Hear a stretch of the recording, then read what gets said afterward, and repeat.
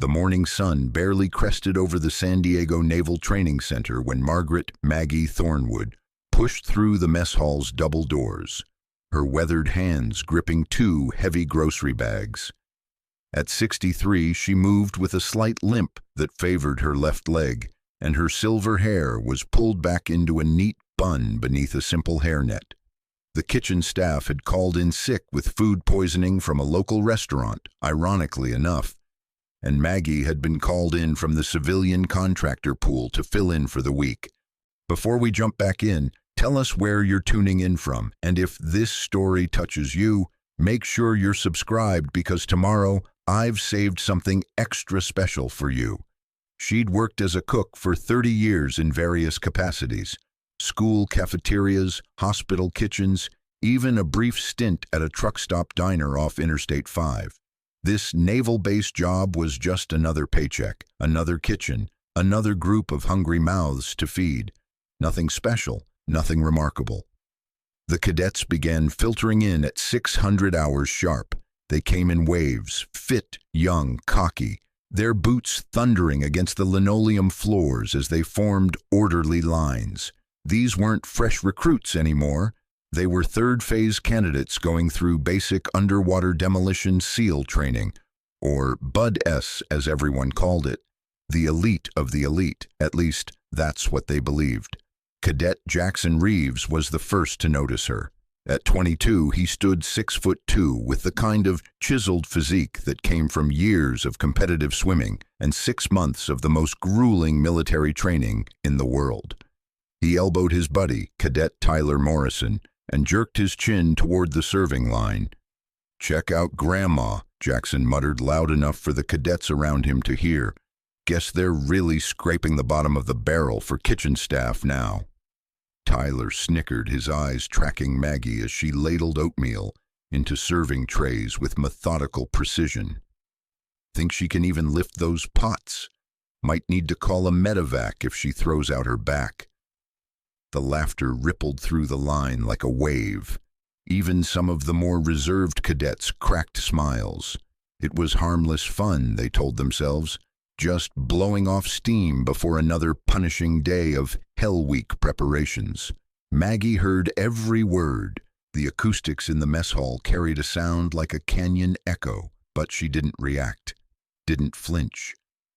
She'd heard worse in her decades of kitchen work, from teenagers, from drunks, from people who thought they were better than the woman serving their food. She simply continued her work, scooping, serving, moving with an efficiency that spoke of muscle memory built over thousands of shifts. When Jackson reached the front of the line, he held out his tray with an exaggerated smile. "Morning, ma'am. Hope this doesn't hurt your arthritis too much."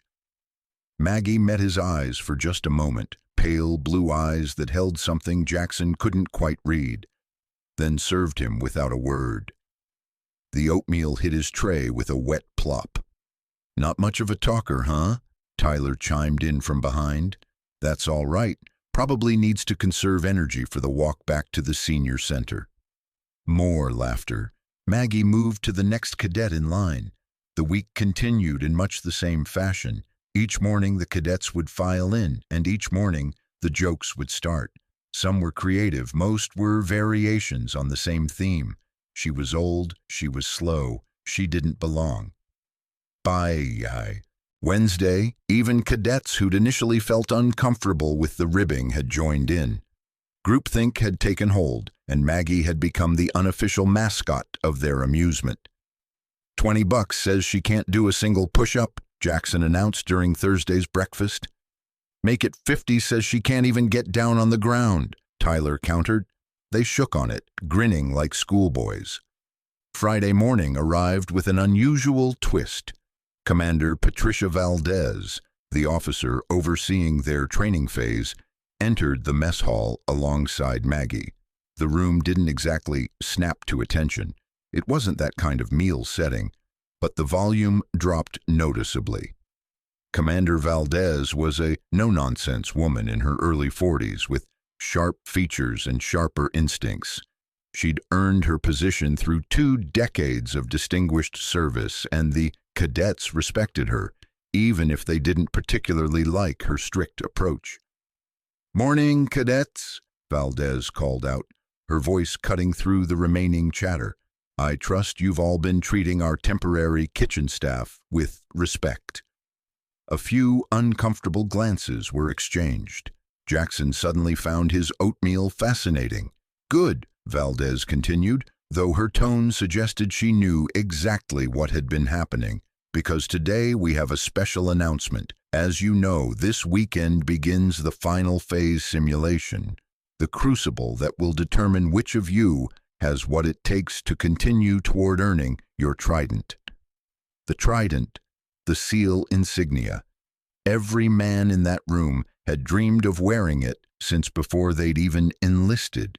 It represented everything they'd been working toward: the anchor for the Navy, the Eagle for air operations, the Trident for sea capabilities, and the pistol for land warfare. It was more than a pin, it was an identity. "The obstacle course has been modified," Valdez went on, "enhanced to test not just your physical capabilities, but your mental fortitude, your teamwork, and your humility." She paused, letting that last word hang in the air. "You'll be running it in teams of 6. Results will be posted. The bottom 20% will be reviewed for possible dismissal from the program." The silence in the mess hall was absolute. Nobody moved. Nobody breathed. "One more thing," Valdez added, almost as an afterthought. "We'll have a demonstration run this afternoon at 1400 hours. Attendance is mandatory, dismissed." The cadets exploded into conversation the moment Valdez left. Speculation ran wild. What modifications? How much harder could it be? Who would be in which team? Maggie continued clearing trays, invisible once again, just the way she preferred it. At 1400 hours, the entire class assembled at the obstacle course. It was a monster, always had been. 2 miles of rope climbs, wall scaling, tire runs, barbed wire crawls, water obstacles, and more. But now, as the cadets surveyed it, they could see new additions: higher walls, longer water, crossings, sections that seemed to require complex problem-solving rather than just brute strength. Commander Valdez stood at the starting line with her stopwatch. Next to her, wearing plain gray workout clothes and running shoes, stood Maggie Thornwood. The laughter started immediately, though more nervously this time. "No way," Tyler whispered. "This is a joke, right?" "Has to be some kind of lesson," Jackson replied, though he didn't sound convinced. "Like showing us what not to do or something?" Valdez's voice boomed across the field. "This is your demonstration run. Pay attention. You might learn something." She raised her hand, then dropped it. "Go." Maggie took off, not jogging, not hobbling, running. Her limp vanished like it had never existed. She hit the first obstacle, a 10-foot cargo net, and scaled it with practiced efficiency, her movements economical, wasting no energy. Over the top, down the other side, moving forward without hesitation. The cadets' mouths hung open. She reached the monkey bars and swung across them with steady rhythm, her grip sure despite what they'd assumed were arthritic hands. Then came the balance beams, which she navigated without a single wobble. At the 8-foot wall, she didn't even slow down. A running jump, fingers catching the top edge, pulling herself up and over in one fluid motion. "Holy," someone muttered. Maggie hit the tire run, her feet dancing through the patterns like she'd memorized them years ago, because she had. At the rope climb, she ascended the 20-foot height, hand over hand, muscles in her arms standing out in definition that no 63-year-old should possess. The water obstacle was next, a 100-meter swim across a cold bay inlet. Maggie dove in and cut through the water, with efficient strokes barely creating a splash. On the far side, she emerged and continued without breaking stride. 15 minutes had passed. The cadets were dead silent now, watching this woman they'd mocked destroy a course that they trained months to complete. Some of their best times hovered around 22 minutes, and she was making it look easy. The final obstacle was new, a rope bridge suspended over a mud pit, but with a twist. The ropes were spaced irregularly, forcing constant adaptation and balance adjustments. Maggie crossed it with the focus of a tightrope walker, each step deliberate but swift. She hit the finish line at 18 minutes and 43 seconds. Not a single cadet had ever beaten 19 minutes. Maggie stopped, hands on her knees, breathing hard but controlled. After a moment, she straightened up and walked back toward where Commander Valdez stood, accepting a water bottle and towel without ceremony. Jackson felt like he'd been punched in the stomach. Tyler looked pale. Around them, dozens of supposedly elite cadets were reassessing everything they thought they knew. Commander Valdez let the silence stretch for a long moment before speaking. "Cadets, meet Margaret Thornwood, 28 years of active service in the United States Navy, retired lieutenant commander, and one of the first women to complete BUD-S training when the program opened to female candidates. Some of you may not have been born yet when she earned her Trident." The words landed like bombs. The walk back to the barracks felt longer than any training exercise Jackson had ever endured. His mind kept replaying the same scene. Maggie Thornwood crossing that finish line, her time flashing on the digital board in numbers that mocked every assumption he'd made. 18 minutes, 43 seconds. He'd never even broken 20. Tyler walked beside him in equal silence. Around them, clusters of cadets whispered among themselves, their voices carrying a mixture of shock and embarrassment. A few tried to laugh it off, but the sound came out hollow. "We're screwed," Tyler finally said as they reached their quarters. "We don't know that," Jackson replied, though his conviction wavered. Maybe she was just trying to make a point. "Doesn't mean our scores won't." "Don't." Tyler cut him off, dropping onto his bunk. "Don't try to rationalize this. We spent a week making fun of a decorated officer, a SEAL, someone who's done things we can't even imagine." Jackson sat down heavily on his own bunk, staring at his hands. They were young hands, strong hands, hands that had never seen real combat. Suddenly they felt inadequate.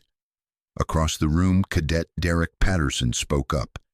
At 31, he was older than most of the class, a former Marine who'd decided to push himself toward the SEAL teams. "My grandfather always told me something," Derek said quietly. "Never mistake quiet for weak.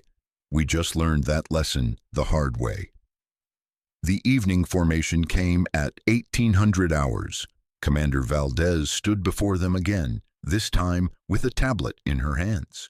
Behind her, 3 other instructors flanked the podium, their expressions unreadable. "Tomorrow you run the course," Valdez began without preamble. "Teams have been assigned randomly. You'll find your roster posted outside the administrative building.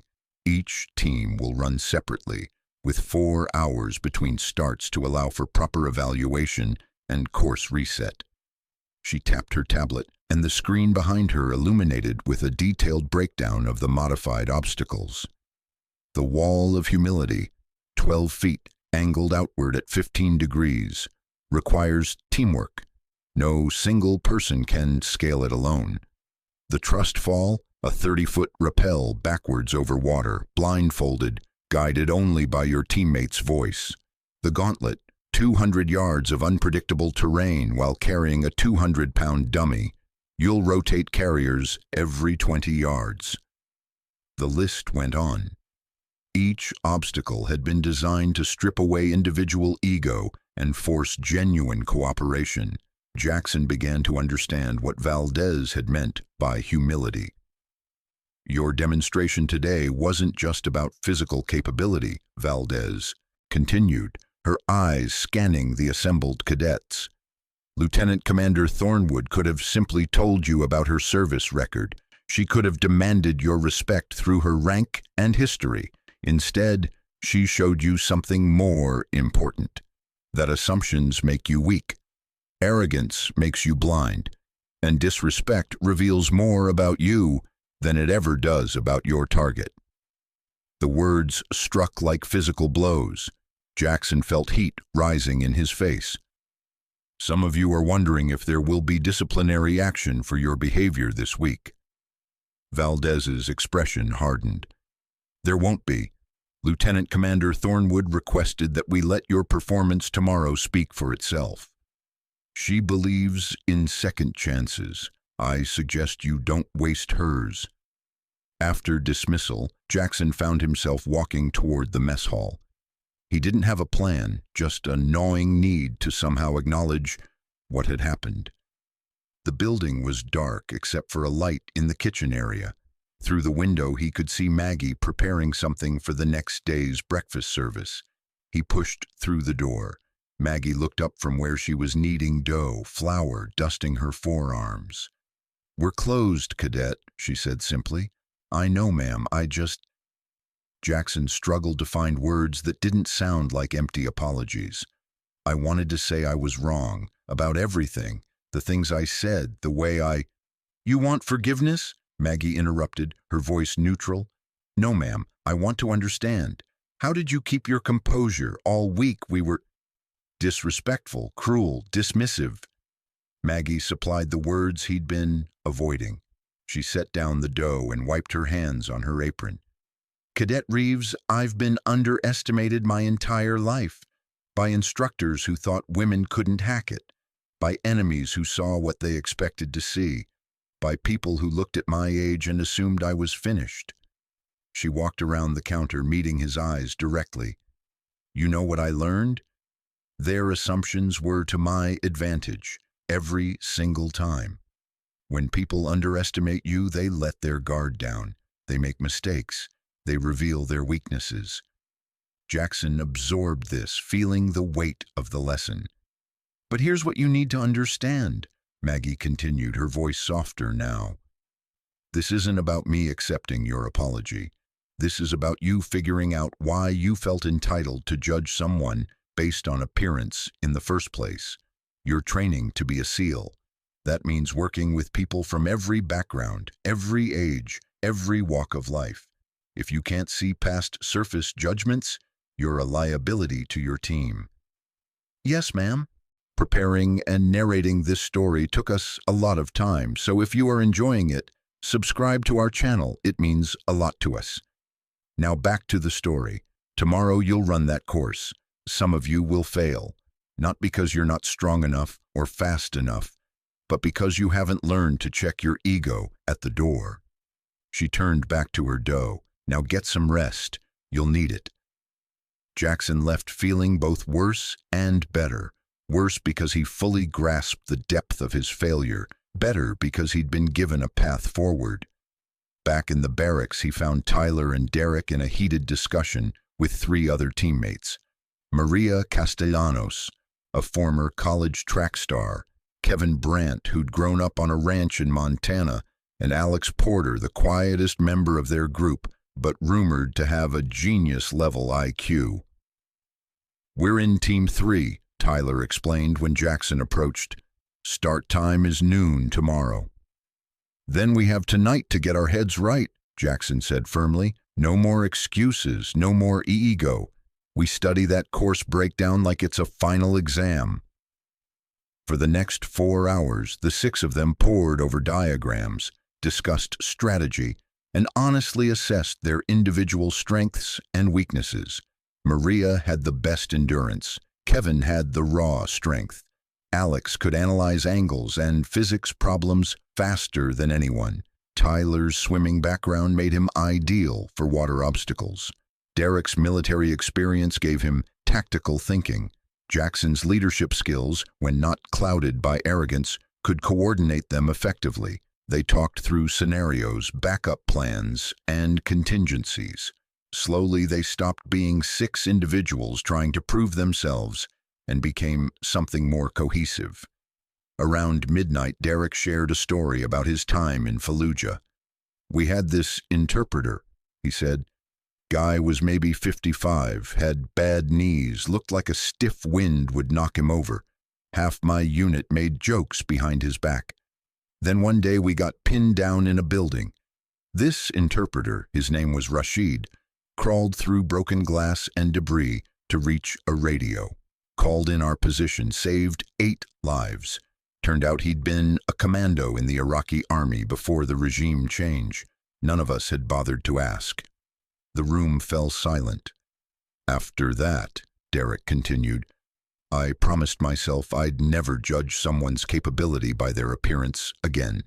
Today reminded me I'd started to forget that promise. Maria nodded slowly. My abuela raised me and my 3 brothers alone after my grandfather died. She was this tiny woman, couldn't have weighed more than 90 pounds.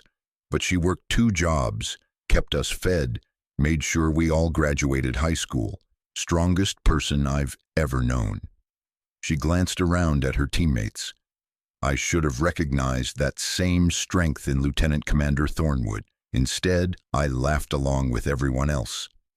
One by one, they each shared their moment of recognition, their moment of shame. It wasn't comfortable, but it was necessary. By the time they finally turned in for the night, something fundamental had shifted. Jackson lay in his bunk, staring at the ceiling.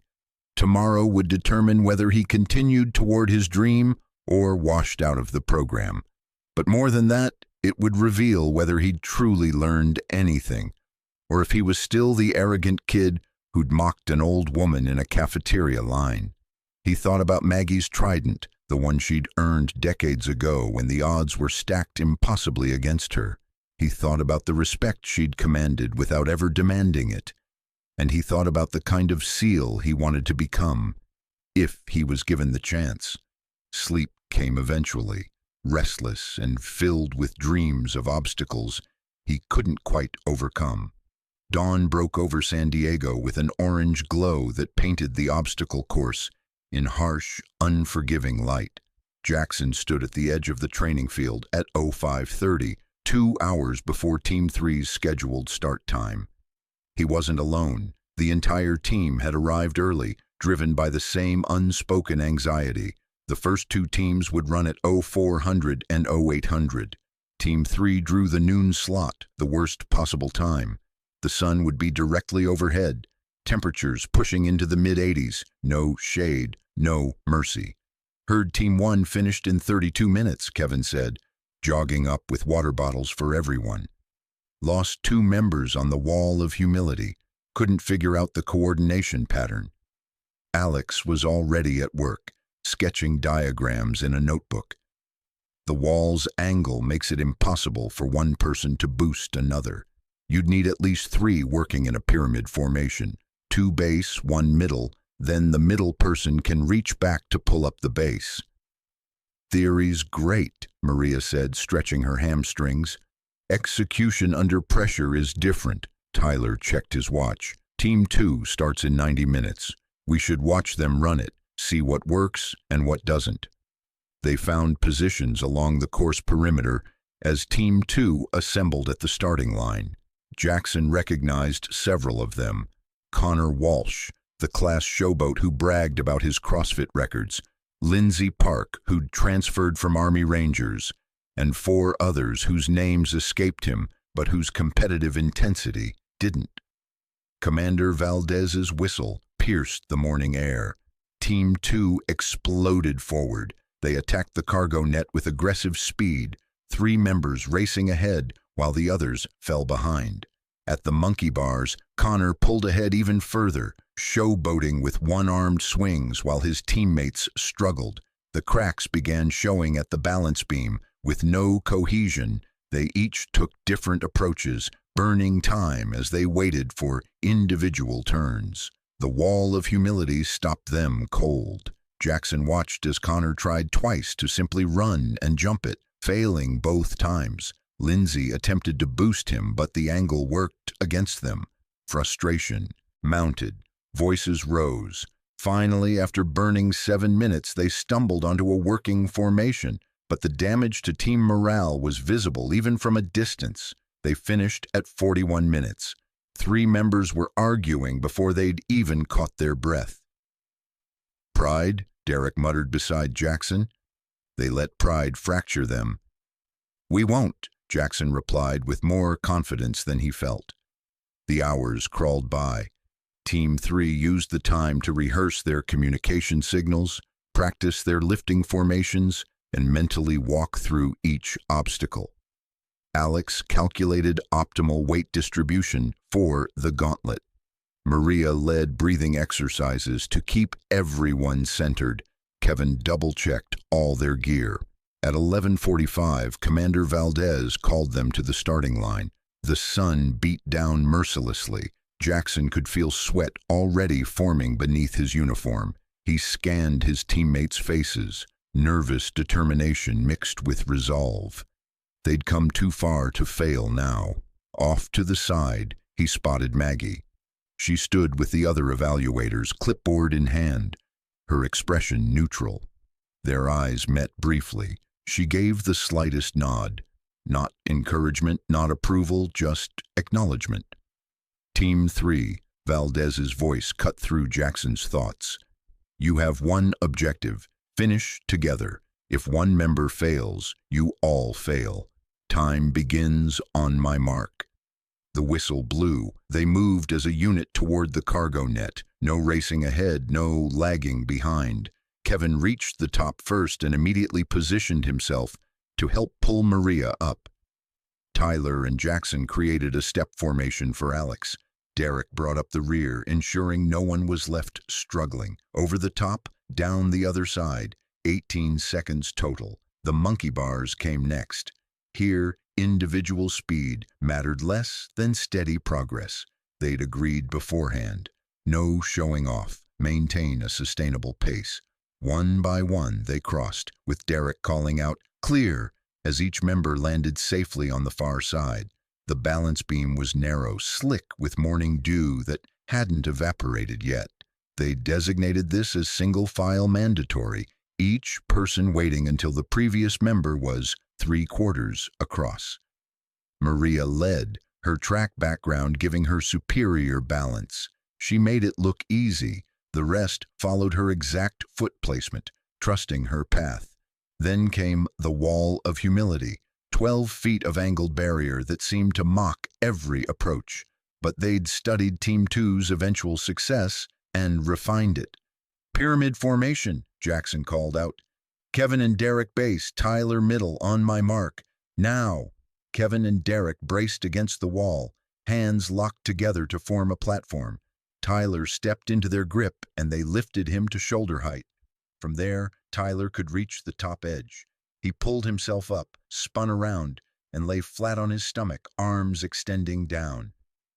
"Maria, you're lightest. Go," Jackson ordered. Maria ran, stepped into Kevin and Derek's hands, launched upward. Tyler caught her wrists and hauled her over. Then came Alex, then Jackson himself. Finally, Kevin boosted Derek up, and the two base members helped each other using an alternating climb technique Alex had calculated. 7 minutes, 30 seconds, better than any team so far. The trust fall awaited. 30 feet up a rope ladder to a platform, then a blindfolded backward rappel while a partner on the ground provided verbal guidance. They'd paired up strategically. Jackson with Tyler, Maria with Alex, Kevin with Derek. Jackson climbed first, secured the harness, accepted the blindfold. The world went dark. He could hear Tyler below, but couldn't see him. Every instinct screamed against leaning backward into nothing. "On 3, Tyler's voice called up, steady and clear. 1, 2, 3, lean back." Jackson leaned. His stomach lurched as gravity took him. "Stop," Tyler commanded. Jackson's descent halted. 2 feet left. There's a protrusion. Go right, then continue down smooth and steady. Jackson adjusted, trusting completely. The rope fed through his harness in controlled increments. Tyler's voice guided him past obstacles Jackson couldn't see, around rough patches, through the descent. His feet touched the ground. "Clear," Tyler shouted, and Jackson ripped off the blindfold. They rotated, Tyler climbed, Jackson guided. Then Maria and Alex, then Kevin and Derek. Each pair learned to trust absolutely, to communicate with precision. No hesitation, no doubt. 16 minutes elapsed. They were making good time. The gauntlet came next, 200 yards of sand, mud, and uneven terrain while carrying a 200-pound rescue dummy. Rotate carriers every 20 yards. This was pure grit. Kevin took first carry, the dummy across his shoulders in a fireman's hold. His ranch background showed. He'd hauled calves and feed bags his whole life. At 20 yards, Derek took over, then Tyler, then Jackson, then Alex, who surprised everyone by adjusting his center of gravity and making the load look manageable. Finally, Maria, who gritted her teeth and powered through her section with sheer determination. They cycled through 3 complete rotations, each member carrying 3 times. By the final stretch, everyone was gasping, legs trembling, but no one quit. Kevin took the anchor leg, carrying the dummy across the finish marker. 24 minutes, 12 seconds total. The final obstacle loomed. The drowning pool, a 50-meter underwater tunnel, pitch black with irregular turns. They'd go in pairs, connected by a buddy line. If one panicked and surfaced early, both failed. Jackson and Tyler went first, diving into the cold darkness. The tunnel was barely wide enough for single file. Jackson led, one hand on the guide rope, the other reaching back to feel Tyler's presence on the buddy line. His lungs began burning at 20 meters. The turns came unexpectedly, forcing him to adjust course by feel alone. Panic whispered at the edges of his mind. He pushed it away, focused on the next pull forward, the next few feet. His hand hit the exit grating. He yanked it open and burst through to the surface, Tyler emerging beside him half a second later. "Go!" Jackson shouted to Maria and Alex, already waiting at the tunnel entrance. They dove. Then Kevin and Derek. All 6 emerged. All 6 had made it through every obstacle. Commander Valdez's voice boomed across the field. Team 3, final time, 28 minutes, 47 seconds, new course record. They'd done it, together. Jackson turned to his teammates, all of them soaked, exhausted, covered in mud and triumph. Derek pulled them into a group embrace. Maria was crying. Kevin let out a whoop that echoed across the base, and there, off to the side, Maggie Thornwood made a single mark on her clipboard, then walked away without ceremony. But Jackson had seen something in that moment before she turned.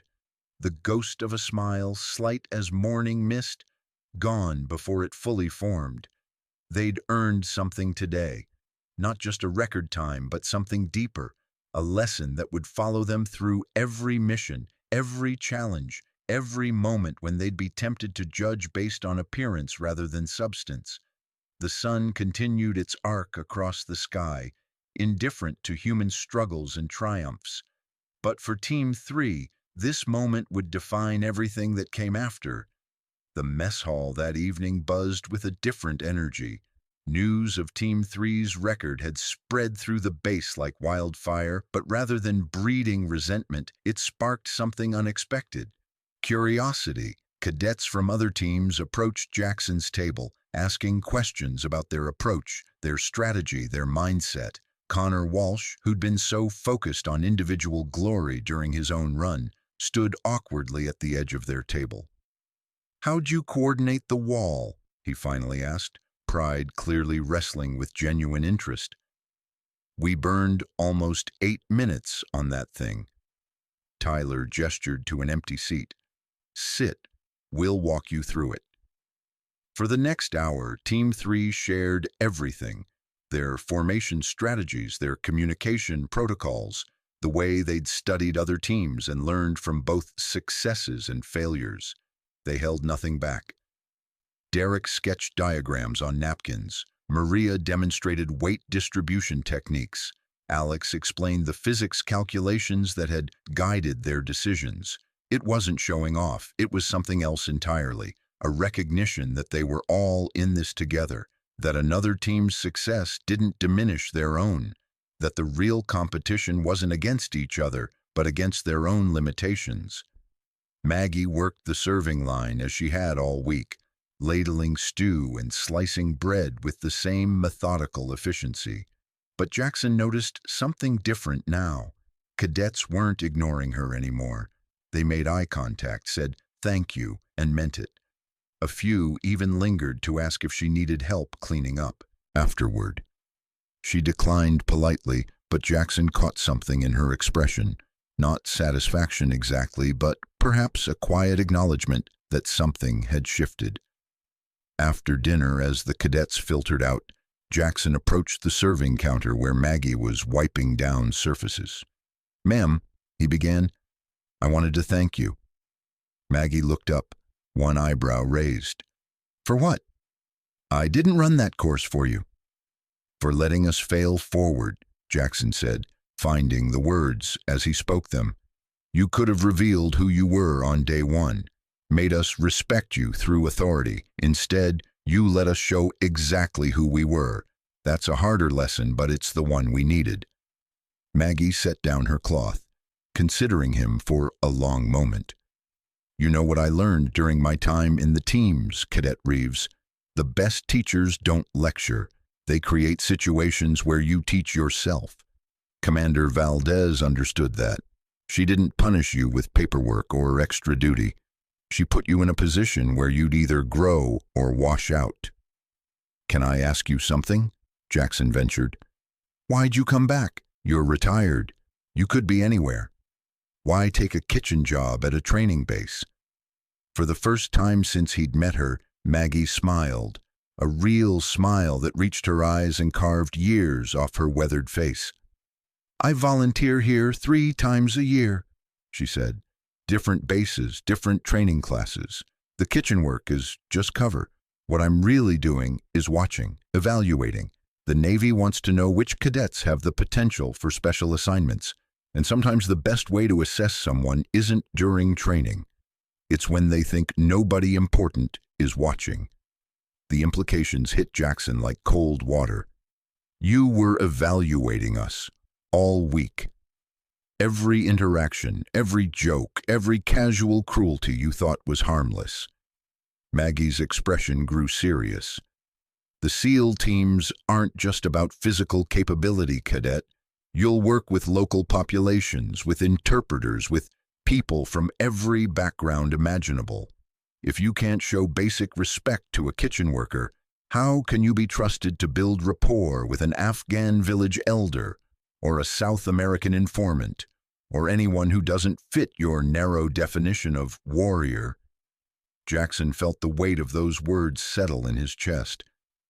How many cadets fail this evaluation? More than you'd think.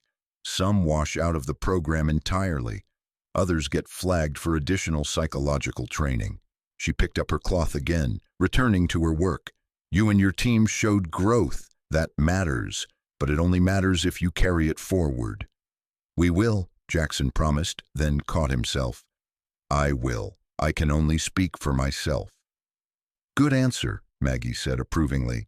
"Leadership is important, but so is knowing the limits of your responsibility. Now get out of here. You've got academic evaluations tomorrow and you need sleep." Jackson left the mess hall with his mind churning, the realization that their entire week had been an assessment. Not just the obstacle course, but every moment, every interaction was both humbling and terrifying. How many other situations in his life had been tests he hadn't recognized? Back in the barracks, he found his teammates in various states of recovery. Maria was foam rolling her legs. Kevin was writing a letter home, actual pen and paper like his grandfather had taught him. Alex had his nose in a tactical manual. Derek was organizing his locker with military precision. Tyler was already asleep, soft snores emanating from his bunk. "Couldn't sleep either?" Derek asked, noticing Jackson's restless energy.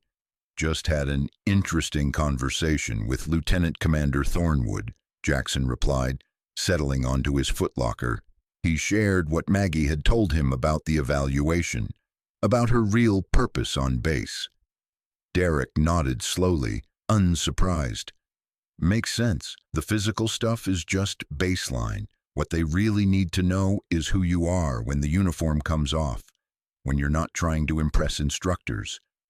We almost failed before we even started, Maria said quietly, pausing her stretching.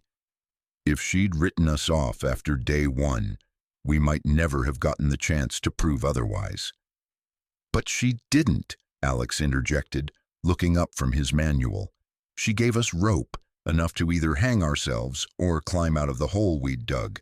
That's actually brilliant assessment methodology.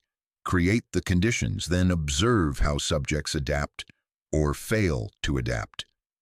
We're not subjects, Kevin said, but his tone was thoughtful rather than defensive.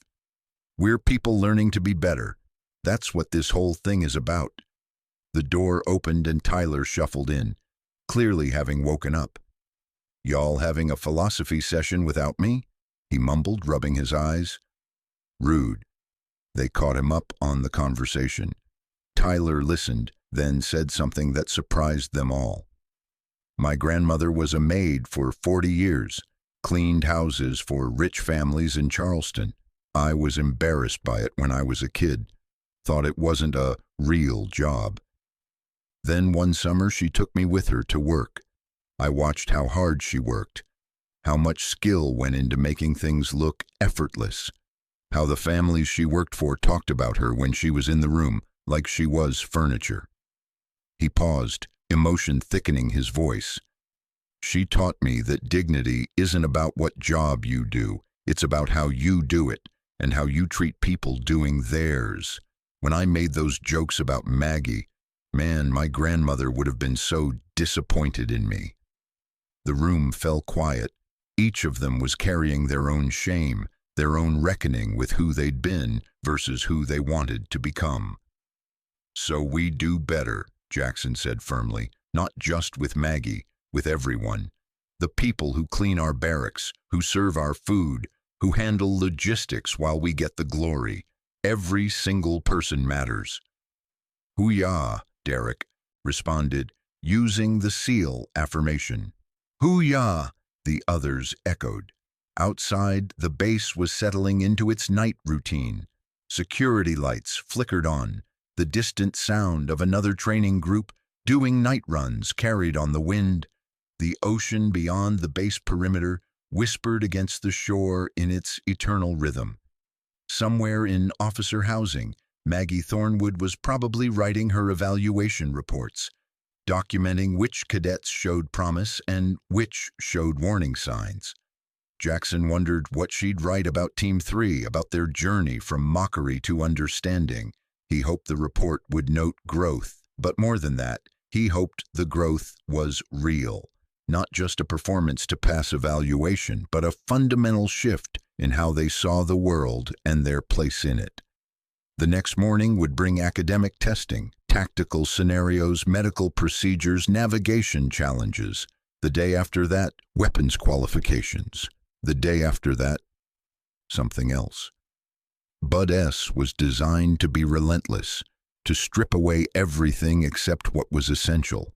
But Jackson realized now that what was essential wasn't just physical strength or tactical knowledge. It was a character, it was humility, it was the ability to recognize worth in unexpected places and to let go of the ego that made you think you already knew everything. Maggie had taught them that lesson without a single lecture, just by being herself, doing her job and letting their own prejudices reveal themselves. As Jackson finally drifted toward sleep, his last conscious thought was gratitude for the lesson, for the second chance, and for the old woman in the kitchen who'd seen potential in them, even when they hadn't seen it in themselves. 3 weeks had passed since the obstacle course. The base had settled back into its grinding routine of dawn runs, tactical drills, and classroom instruction. Maggie had finished her volunteer rotation and returned to civilian life, leaving behind a group of cadets who would never forget her. But the lessons she'd taught continued to ripple outward in unexpected ways. Jackson found himself noticing things he'd been blind to before. The maintenance crew that arrived at 0400 to prepare the training grounds, the logistics officer who ensured every piece of equipment was accounted for, the medical staff who waited on standby during dangerous exercises, ready to respond if anything went wrong, an entire infrastructure of people whose work made their training possible, and he'd never really seen them before. One morning during a 5-mile run, he noticed the groundskeeper, an older man named Mr. Chen, meticulously repairing a section of the running trail that had eroded. Jackson broke formation briefly. "Thank you, sir," he said, jogging in place, "for keeping us safe out here." Mr. Chen looked up, surprised.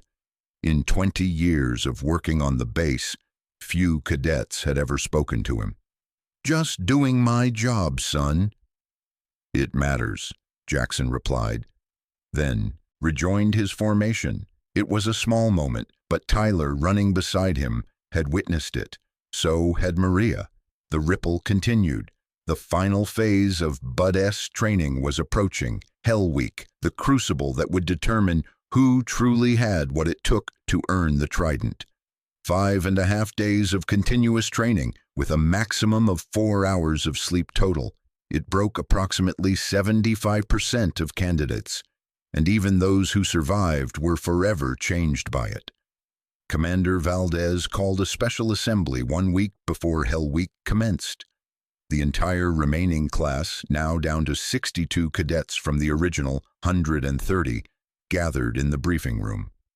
"You've made it further than most," Valdez began, her tone more serious than usual.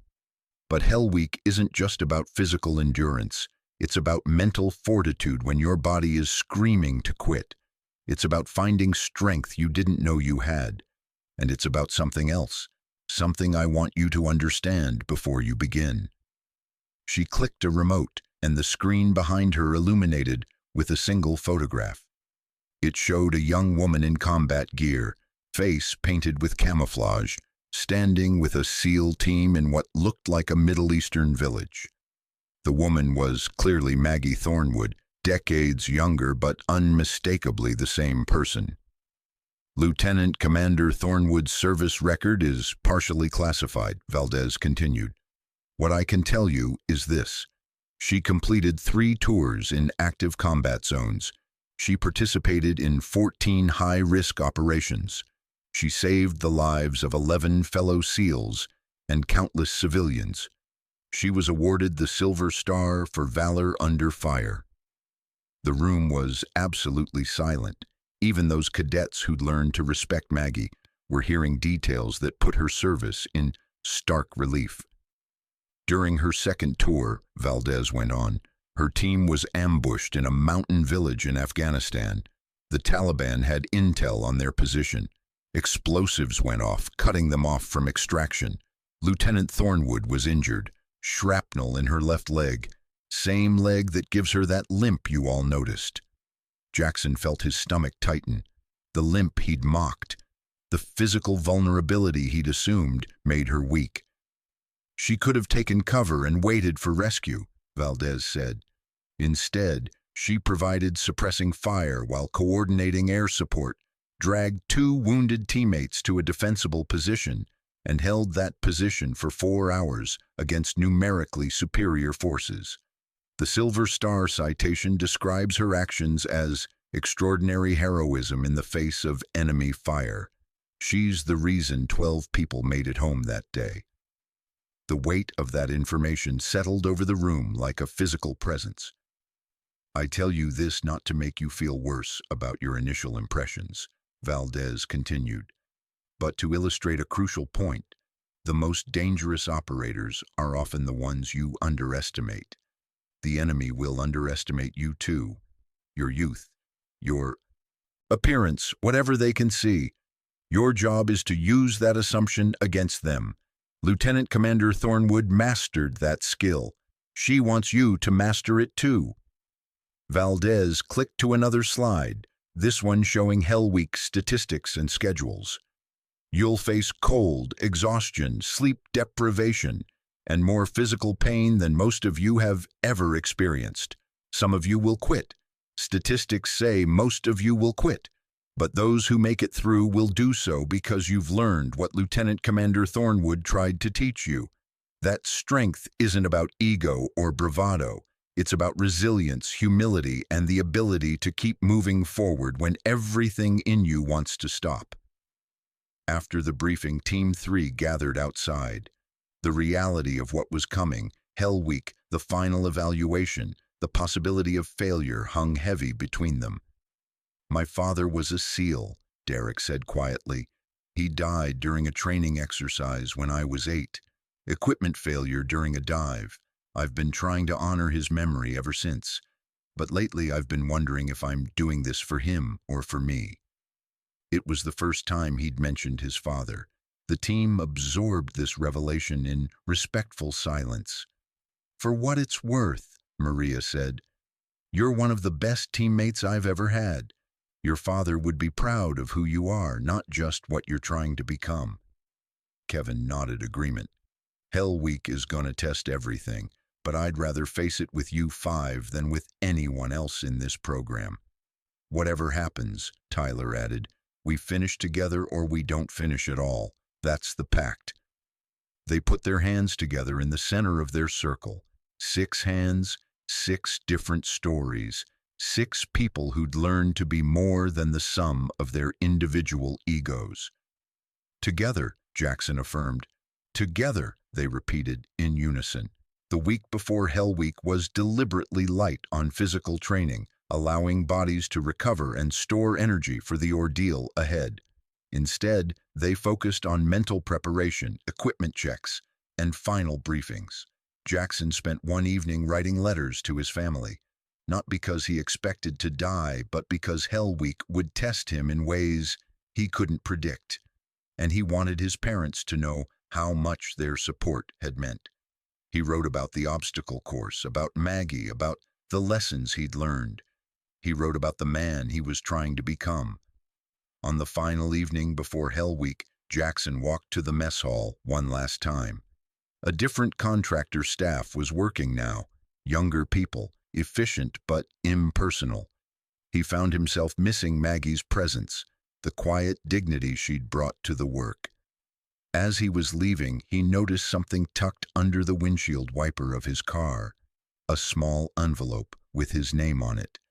Inside was a handwritten note on simple paper, "Cadet Reeves. You asked me why I came back to volunteer at training bases.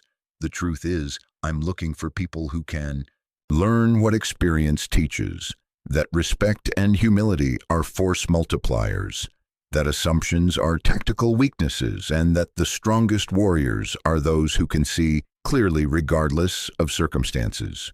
You and your team showed me that growth is possible. That's rare and valuable. Hell Week will test your body, but more importantly, it will reveal your character under extreme duress. Remember, pain is temporary, but quitting lasts forever. When you want to ring that bell and end the suffering, think about why you started. Think about who you want to become.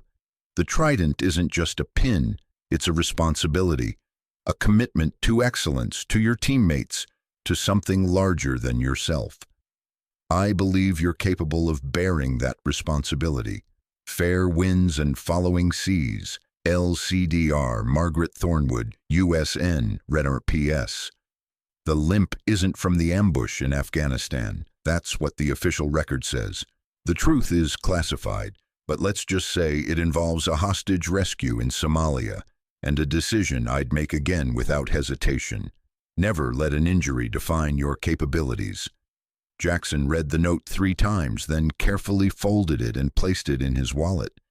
He'd carry it through Hell Week and beyond, a reminder of the woman who'd changed his perspective by simply being herself. The sun set over San Diego, painting the sky in shades of orange and purple. Tomorrow, before dawn, Hell Week would begin. 62 cadets would start. Statistics said fewer than 20 would finish. But Jackson wasn't thinking about statistics. He was thinking about 12 feet of angled wall that had seemed impossible until his team figured it out together. He was thinking about a blindfolded rappel that required absolute trust. He was thinking about an old woman in a kitchen who'd taught him more about being a warrior than any tactical manual ever could. He was ready. Hell Week began at 2300 hours on Sunday with simulated gunfire and explosions. Instructors stormed the barracks, shouting commands, creating chaos. Within minutes, 62 disoriented cadets were in the surf zone, soaked to the bone in frigid Pacific water, beginning 5.5 days that would redefine their understanding of human limits. Jackson lost track of time somewhere around hour 30. The cold had become a constant companion, seeping into bones and making every movement an act of will. His team stayed together through surf torture, through endless boat carries, through log PT that turned their shoulders into screaming masses of pain. By Wednesday, 12 cadets had rung the bell, the brass bell mounted by the instructors that signaled voluntary withdrawal. Each ring echoed across the compound like a funeral toll. Jackson understood the temptation. Every fiber of his being wanted to stop, to rest, to escape the relentless cycle of cold, pain, and exhaustion. During a brief moment of rest, if 20 minutes of shivering while instructors lectured could be called rest, Jackson pulled Maggie's note from the waterproof pouch in his pocket. The paper was still dry, the words still clear. Pain is temporary, but quitting lasts forever. Tyler noticed him reading it. From Thornwood? He asked through chattering teeth. Jackson nodded, then read it aloud to his team. Even in their depleted state, the words had power. Derek's eyes focused. Maria straightened her posture. Kevin and Alex exchanged determined looks. "We don't quit," Derek said simply. Thursday brought the night dive, descending into black water while exhausted, navigating by compass and trust.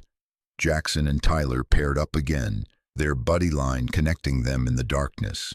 Jackson's mind played tricks on him, conjuring shadows and dangers that weren't there. But Tyler's presence on the line kept him grounded, kept him moving forward. They surfaced together, gasping but successful. Friday arrived with a cruel dawn. Only 31 cadets remained.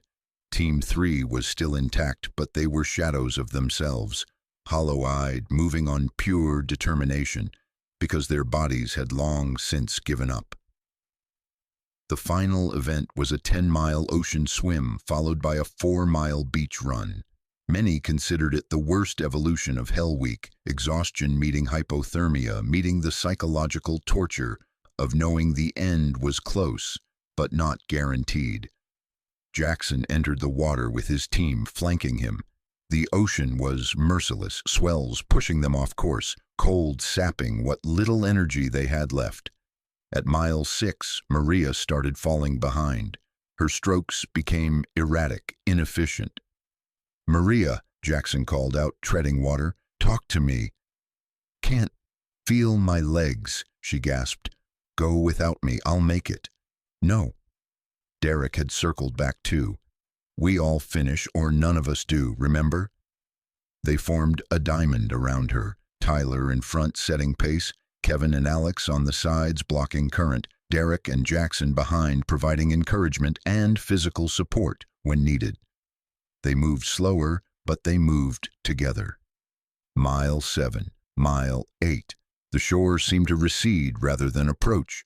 Jackson's arms felt like they were moving through concrete. His lungs burned. His mind kept suggesting surrender. Just stop swimming, just float for a moment, just rest. But then he'd hear Tyler counting strokes, or Kevin calling out navigational updates, or Derek reminding them of distance covered rather than distance remaining, or Alex calculating their pace and projecting finish time, or Maria, despite her struggle, still kicking, still fighting. They weren't 6 individuals anymore. They were something larger, a single organism driven by shared purpose. Mile 9. The beach became visible, real, achievable. Jackson felt something break through the exhaustion. Not quite energy, but something more fundamental. The knowledge that they would make it, that they had already won the battle against themselves. They touched shore at mile 10 and transitioned immediately to the run. 4 miles of soft sand that grabbed at their feet and turned each step into a monumental effort. Instructors lined the route shouting at them, testing their resolve one final time. At mile 3, Jackson saw her. Maggie Thornwood stood off to the side, hands in her jacket pockets, watching the remaining cadets struggle past.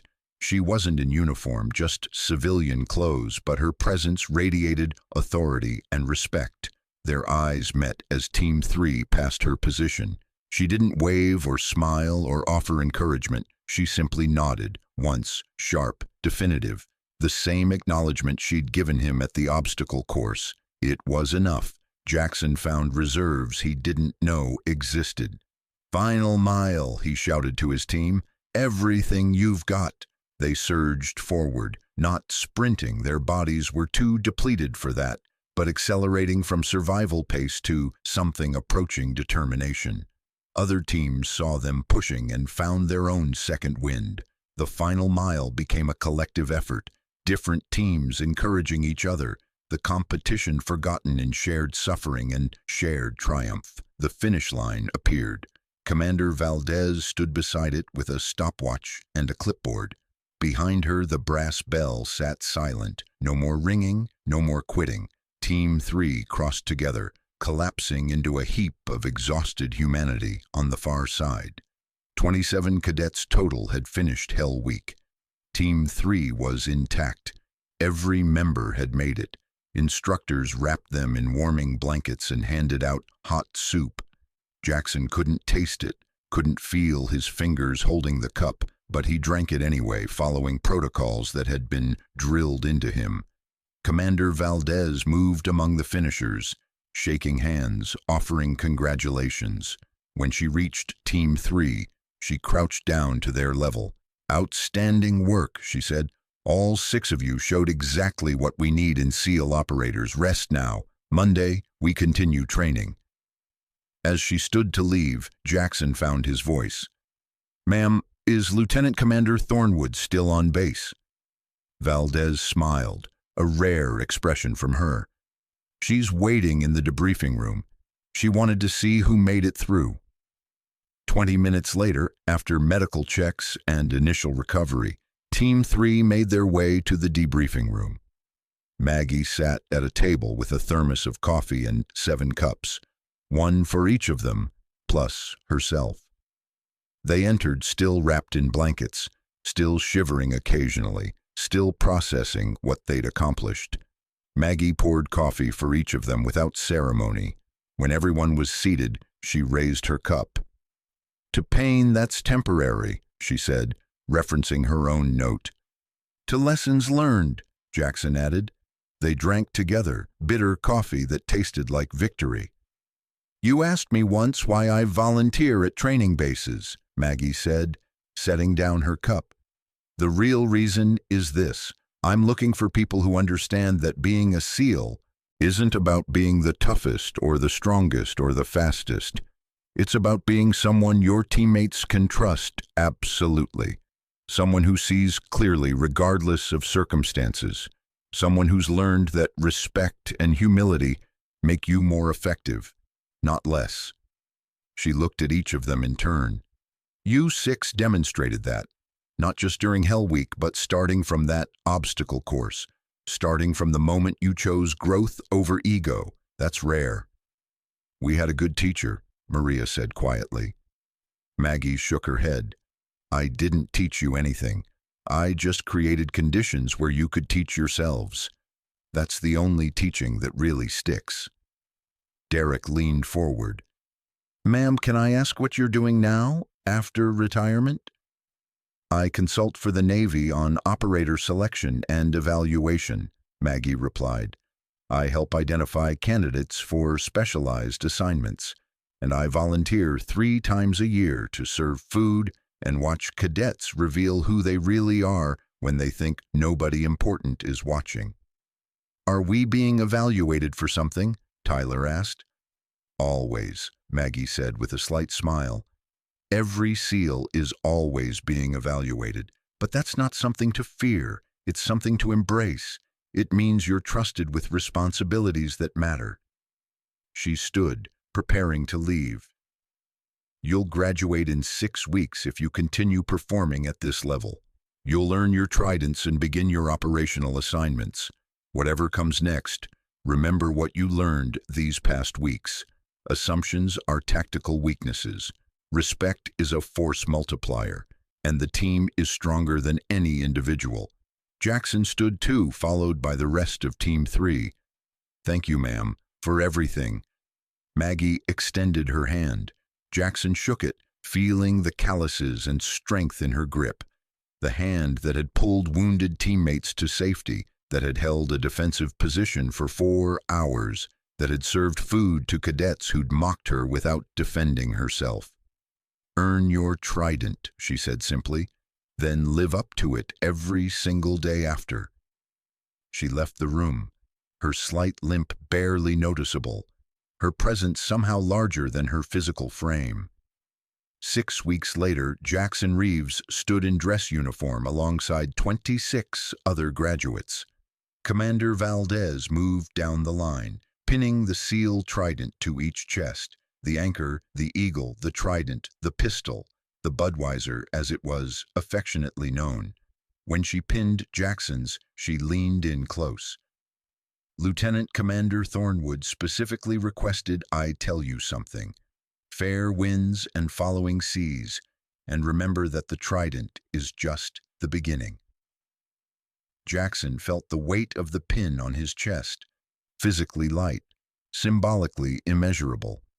He thought about the journey that had led here, the arrogance, the humiliation, the growth, the struggle. He thought about an old woman in a kitchen who'd changed his life without raising her voice or demanding respect. Team 3 stood together for the graduation photo, their tridents gleaming. They'd finished together just as they'd promised. And whatever came next, whatever operations, whatever challenges, whatever missions, they'd face it with the lessons Maggie Thornwood had taught them. Somewhere in a house off base, Maggie sat at her computer, typing the final evaluation report for the latest training class. Under Jackson Reeves's file, she wrote, demonstrated significant character growth under pressure. Recommended for advanced training pipeline. Shows potential for leadership roles in complex operational environments. She clicked submit, then closed her laptop. Next month, she'd be back at another base, wearing another kitchen uniform, watching another group of cadets reveal themselves. It was good work, important work, and she'd continue doing it as long as she was able.